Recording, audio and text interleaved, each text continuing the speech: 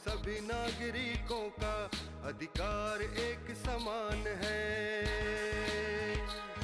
आदिवासी दलित महिलाओं के लिए, शोषित ग्रामीण बेसहारों के लिए झालसा का योगदान है। आओ करें इंसाफ और अपने हक की बात, कानून की बात, कानून की बात, कानून की बात, कानून की बात। जोहार, नमस्कार। कानून की बात में हर बार कुछ चीज़ें हम दोहराते हैं। दोहराने का मकसद यह है कि अगर आप भूल गए हैं या वैसे दर्शक जिन दर्शकों को यह नहीं जानने का मौका मिला, वो भी इस बात को जाने कि माननीय सर्वोच्च न्यायालय ने ऐसी व्यवस्था की है कि कोई व्यक्ति न्याय से वंचित नहीं रहे, चाहे वह असहाय हो, गरीब हो, चाहे वह पहुंच नहीं रखता हो। हर उस व्यक्ति के लिए न्याय उसके द्वार तक पहुंचे और न्याय तक वह पहुंचे, इसकी व्यवस्था सर्वोच्च न्यायालय ने की है। और उस व्यवस्था का नाम है विधिक सेवा प्राधिकार। राष्ट्रीय स्तर पर जो विधिक सेवा प्राधिकार है उसका नाम है राष्ट्रीय विधिक सेवा प्राधिकार, जो राज्य स्तर पर है तो राज्य विधिक सेवा प्राधिकार, और जिला स्तर पर, अनुमंडल स्तर पर इसी तरह से उसका नाम है विधिक सेवा प्राधिकार। यह विधिक सेवा प्राधिकार हर किसी को कानूनी सहायता उपलब्ध कराती है। समाज का एक खास वर्ग, SC, ST, महिलाएं, ट्रांसजेंडर और उनकी आमदनी, जिनकी आमदनी 3 लाख रुपए से सालाना कम है, उन सब लोगों को निःशुल्क कानूनी सहायता प्रदान की जाती है। विधिक सेवा प्राधिकार द्वारा प्री मीडिएशन की भी व्यवस्था है। अगर आपको लगता है कि आपको किसी मामले में न्याय की ज़रूरत है तो आप सीधे अदालत को अप्रोच कर सकते हैं या वाया विधिक सेवा प्राधिकार के माध्यम से अप्रोच कर सकते हैं, या एक नंबर बताते हैं 15-100 15100। जब ज़रूरत लगे, न्याय चाहिए, किसी तरह की मदद चाहिए, आप इस पर कॉल करिए। इसमें कोई पैसा नहीं देना पड़ेगा और आपको इमीडिएट हेल्प मिलेगा वहाँ से। आपके कानूनी लड़ाई के लिए निचले अदालत से लेकर के सर्वोच्च न्यायालय तक के लिए आपको सुविधाएं, जो विधिक सेवा है उसकी सुविधा आपको प्रदान की जाएगी। आपके मुकदमे का खर्च उठाया जाएगा। आपको कुछ नहीं करना है, आप जिला मुख्यालय जाइए जहां अदालतें रहती हैं, वहां पर जिला विधिक सेवा प्राधिकार का दफ्तर है, राज्य विधिक सेवा प्राधिकार के दफ्तर हाई कोर्ट्स में है, और साथ ही साथ अनुमंडल अगर है तो अनुमंडल में भी विधिक सेवा प्राधिकार का दफ्तर है। इसके अलावा PLVs हर जगह हैं, जिन PLVs की आप मदद ले सकते हैं। आज हम बात करेंगे महिलाओं के मेंटेनेंस पर, भरण पोषण पर। हमारे साथ बात करने के लिए रूबी पांडे हैं। स्वागत है आपका। जोहार, नमस्कार। नमस्ते सर। ये मेंटेनेंस एक्ट क्या है? ये मेंटेनेंस अभी पहले तो आपका था 125 CRPC के तहत में था, अब उसको अमेंड करके आपका 144 BNSS 2023 को दे दिया गया है। मेंटेनेंस का मतलब क्या हुआ, इसमें बहुत सारे क्लॉजेज हैं। जो wife, legally married wife having, जिसके कि हस्बैंड छोड़ दिए हैं, उनको देने का राइट्स है। सेकेंडली आपका जो लेजिटिमेट माइनर डॉटर हो, माइनर सन हो, minor child, they are entitled to receive a maintenance. Thirdly, mother, father, they are also entitled for the maintenances. Maintenance का मतलब क्या हुआ कि यदि husband without any reasonable causes deserted his wife without providing any penny to the wife, they claim a maintenance and they file a maintenance before a first class judicial magistrate, and after considering, सब देखते हुए कि उसके पास source of livelihood नहीं है, वो अपना भरण पोषण अपने नहीं कर सकती है, तो एक अमाउंट को फिक्स्ड किया जाता है उसका भरण पोषण के लिए। ये मेंटेनेंस एक्चुअली ये बात है। और अभी जो डॉटर है, daughter are also entitled to claim a maintenance यदि उसके हस्बैंड भी उसको छोड़ दिए हैं। They are also entitled for to claim a maintenance. किससे? From the mother and father. Mother father से, मदर फादर हस्बैंड से भी तो क्लेम हस्बैंड से भी कर सकते हैं। यदि बहुत बार ऐसा होता है कि हस्बैंड कुछ नहीं, divorce, they have got divorce हो चुका है ये, या उसके हस्बैंड मर चुके हैं, इन दैट केसेस में इफ मदर एंड फादर नहीं, आर तो उसका वर्किंग, तो ये लीगल राइट बनता है, संपत्ति का राइट ससुराल पर बनता है। हाँ एग्जैक्टली बनता है। उसके हस्बैंड के जो प्रॉपर्टीज होते हैं उसके ऊपर भी वो अपना मेंटेनेंस क्लेम कर सकते अपने हैं। माता पिता से भी क्लेम कर सकते हैं। अपने मायके माता में नहीं पिता ना, से, अपने माता वो तो पिता अपना हिस्सा मांग सकते वो हैं। अपना हिस्सा मांग सकती हैं, लेकिन आपका हिस्सा तब मांगेंगी जबकि उसके हस्बैंड उनको डिवोर्स होगा तो अपने हस्बैंड से, यदि हस्बैंड मर चुके हैं तो मदर फादर को, यदि दे आर अर्निंग। हस्बैंड अगर मर जाते हैं, हस्बैंड नहीं रहते हैं, हस्बैंड ने डिवोर्स दिया तो उसके अपनी डिवोर्स प्रक्रिया, दिया तब तो नहीं, उसमें तो husband अपनी से- प्रक्रिया है, उस हाँ, प्रक्रिया में जाना हाँ, पड़ेगा। अगर वो डिवोर्स की प्रक्रिया नहीं निभा करके डिवोर्स दे रहे हैं तो डिवोर्स ही इलीगल है, उसके लिए मेंटेनेंस का उनको देना ही पड़ेगा, एकदम, है ना। जब तक कि शी गॉट रीमैरिड। लेकिन अगर ये हस्बैंड मर जाते हैं तब अपने ससुराल वालों से उसको मेंटेनेंस कराएंगे। एग्जैक्टली उनके ससुराल वाला से वो मेंटेनेंस क्लेम कर सकते हैं। तो क्या है मेंटेनेंस क्लेम करने का प्रोसेस, क्या है, कहाँ मेंटेनेंस क्लेम करेंगे? Maintenance दो की- स्थिति है अभी जो सोसाइटी में चल रहा है, उसमें चल रहा है कि शादी की और शादी के साल 2 साल के अंदर अनबन होने लगती है, अनबन होने के बाद अलग हो जाते हैं, और सीधा हमको नहीं रहना है, मेंटेनेंस चाहिए। मेंटेनेंस चाहिए। तो सीधा नहीं रहना है, तो सीधा नहीं रहने का कोई मायने मतलब नहीं है। शादी तो माँ बाप ने किया, आपने अपने किया, एक परिवार बसाने के लिए, परिवार बसेगा, संतति आगे बढ़ेगी। जी सर। तो आप छोड़ दे रहे हैं, छोड़ दे रही हैं, तो उस स्थिति में आपको कानूनी रूप से कैसे बाध्य किया जाए कि आप साथ रहिए, नंबर 1। नंबर 2 कि जब तक साथ रहने की प्रक्रिया नहीं शुरू करते हैं, इस बीच में उसको मुकदमा लड़ने का खर्च, वैसे तो जो विधिक सेवा प्राधिकार है उसमें महिलाओं को तो पूरा खर्च मिल जा सकता है अगर वो चाहे तो, अगर क्लेम करें तो, और पति पर या ससुराल पक्ष पर दबाव बना करके उसको मेंटेनेंस दिला जा सकता है। कैसे हो सकता है? देखिए नॉर्मली क्या होता है, ये तो हम अभी सोसाइटी में हम लोग यही देख रहे हैं, एज अ मीडिएटर भी हम यही देख रहे हैं कि नॉर्मली जितनी शादी नहीं हो रही है उससे ज़्यादा ये आपका डिवोर्स का प्रक्रिया चल रहा है। क्यों चल रहा है? क्योंकि सेटलमेंट दोनों पार्टीज का जो माइंड सेटिंग हुआ है ये मिल नहीं पा रहा है, ओनली बिकॉज मैंने सामाजिक बदलाव जो आया उस बदलाव में this is only the reason. And normally क्या है कि ये लोग शादी के बाद में, अब हम शादी के बाद में अब क्या बोला जाए, जो भी हो, जो कारण हो, I don't wanted to disclose that facts, लेकिन नॉर्मली क्या होता है, मेंटेनेंस चलता है।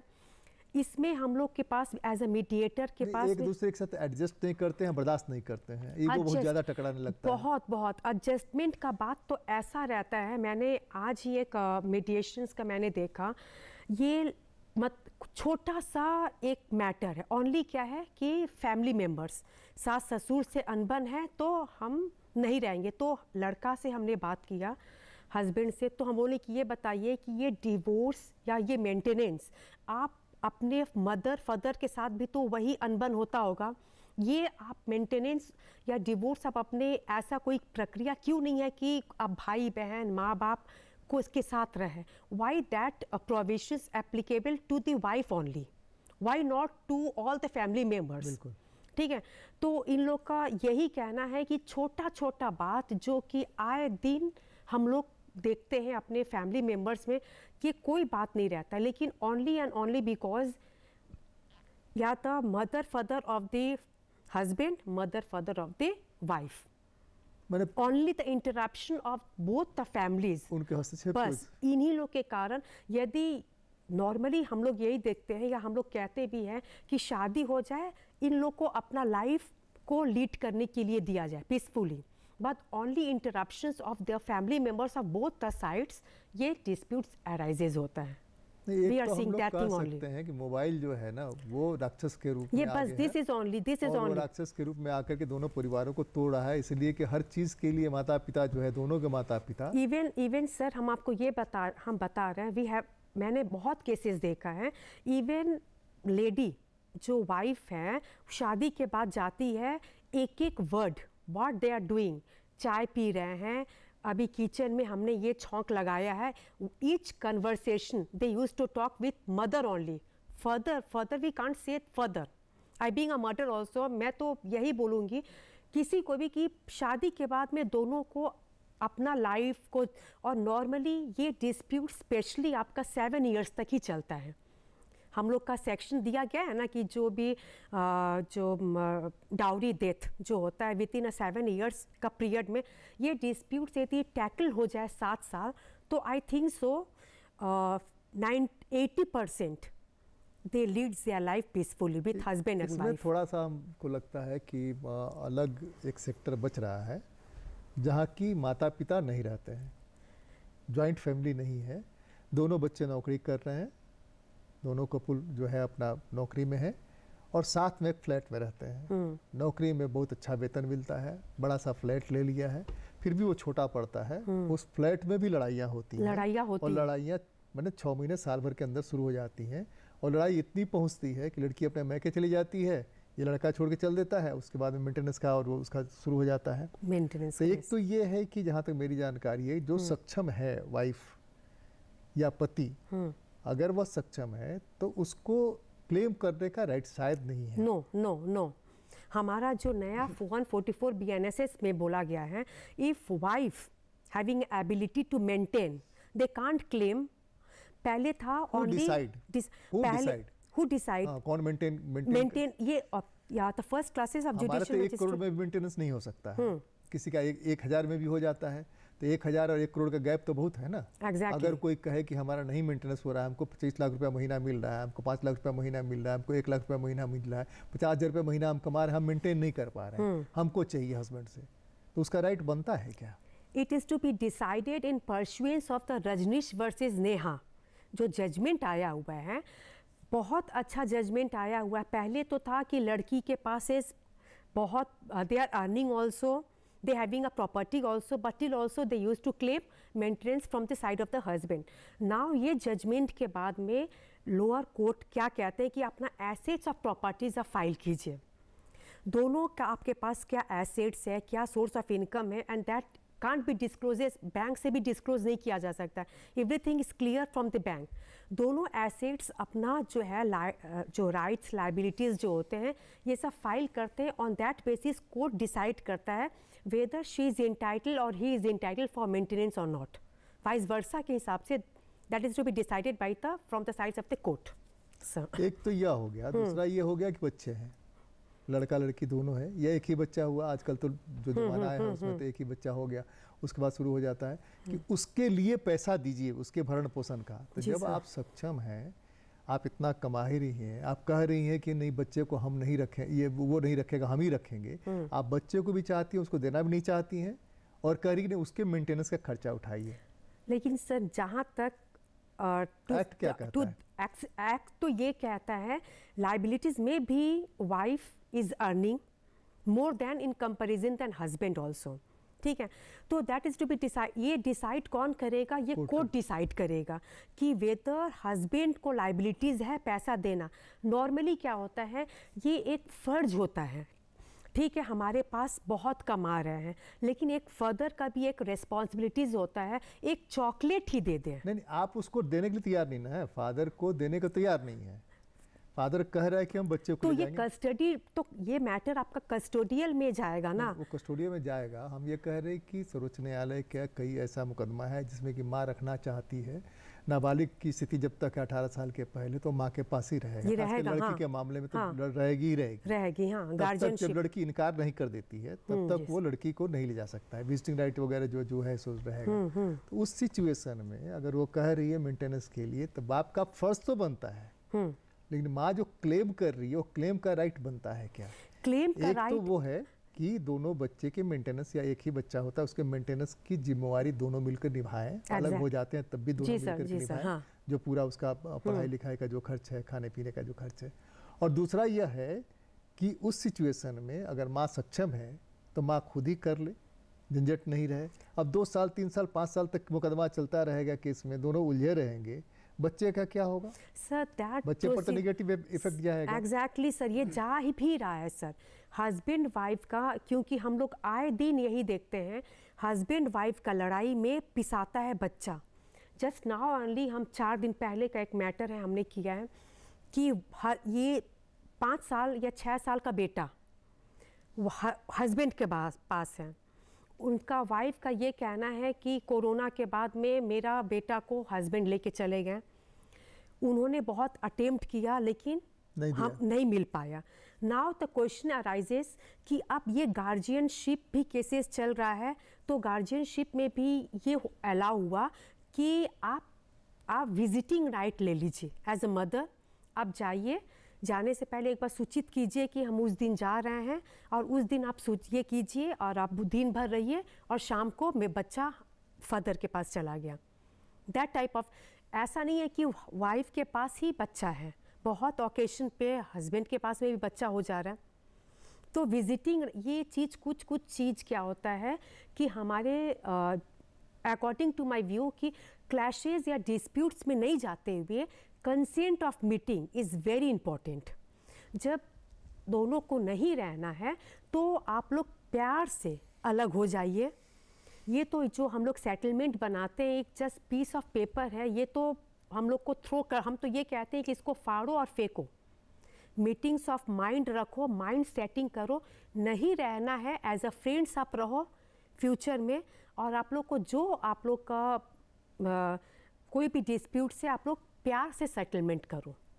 दिक्कत तो ये है ना कि बहुत सारे मामलों में या अधिकतर वो स्थिति यही होती है कि लोग आते हैं और 1 करोड़ से शुरू होता है। बस 1 करोड़ से स्टार्टिंग उससे नीचे तो बात ही नहीं करता है, ठीक है ना, बगैर देखे कि उसकी कैपेसिटी क्या है, क्या दे सकता है, नहीं दे सकता, कितना कमाता है, नहीं कमाता है। और इसमें महीनों खींचता रहता है, 2 बार 3 बार मीडिएशन में जाता है, 2 बार 3 बार मीडिएशन में आके आप कोर्ट उसको में चलता रहता है। Exactly sir. वो उस पर आरोप, वो उस पर आरोप, और इस आरोप में बच्चा जो है देख रहा है तमाशा, दोनों के आरोप, और घिनौने आरोप भी इतने घिनौने कि बच्चे को भी साथ लेकर के किसको क्या दिखाना है, नहीं दिखाना, ये समझ में नहीं आ रहा है सर। तो उसमें मेंटेनेंस का जो आपने बताया कि सर्वोच्च न्यायालय ने जो फैसला दिया, उस फैसले में कोई क्लियर है क्या कि लड़की अगर सक्षम है, पत्नी अगर सक्षम है, महिला अगर सक्षम है, तो उसको कोर्ट में जाने के बजाय, कोर्ट में जाने से कोई रोक नहीं सकता है, किसी बात को लेकर कोर्ट में जा सकते हैं, है ना, एकदम। तो उसको ये समझाया जाए, प्री मीडिएशन जिसको कहते हैं, उसी स्तर पर कि भाई उसमें जाने का कोई फायदा नहीं है, आपको कुछ मिलेगा जुलेगा नहीं।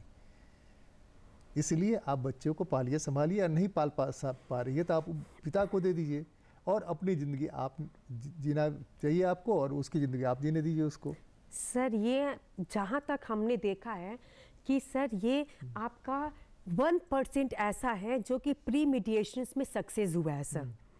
अदरवाइज हस्बैंड वाइफ दोनों इतना मतलब अटूट माइंड सेट करके आते हैं कि हम लोग को लड़ना है मीन्स लड़ना है, और हम इन लोग को यही कहते हैं कि mediation is going to be end only 2 ways में।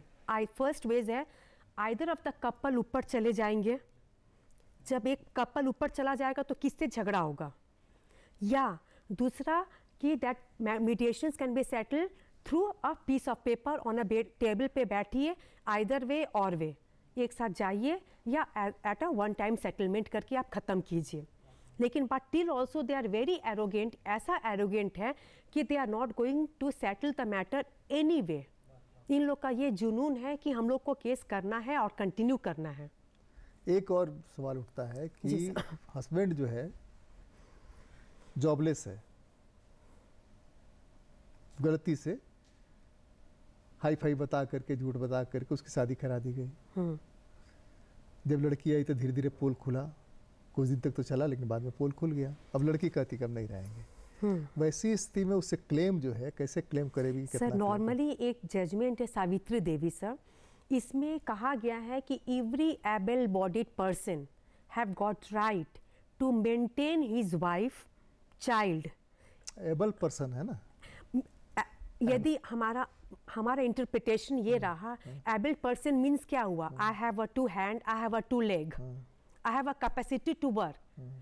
बहुत बार ऐसा होता है कि फिजिकली हैंडीकैप रहता है, इन दैट केसेस में नहीं वो छोड़ दीजिए, हम कह रहे हैं कि वो है, उसके पास हाथ पाँव है, तो लड़की तो जाके बाहर, हाथ पाँव में अगर लड़का 10,000 रुपया कमाएगा भी महीने में, 15,000 रुपया कमाएगा भी, तो देगा क्या, क्या खाएगा क्या, वो तो देगा नहीं, तो उसको कोर्ट एजम्पशन उसी हिसाब से करेंगे, 1500 देंगे, 1000 देंगे, on the basis of income he court उसको एक मेंटेनेंस अमाउंट नहीं, फिक्स मैंने करते वहाँ पर रखा था कि लड़की जॉब में है, लड़की के हैं। लड़की जॉब में है, इन दैट केसेस में she can't claim if she is earning, if that is to be prove before a court. Court में यदि प्रूव हो जा रहा है कि शी इज अर्निंग और उसका अमाउंट इज हाई फाई, ठीक है, तो इन दैट केसेस में in fact husband will claim the मेंटेनेंसेस।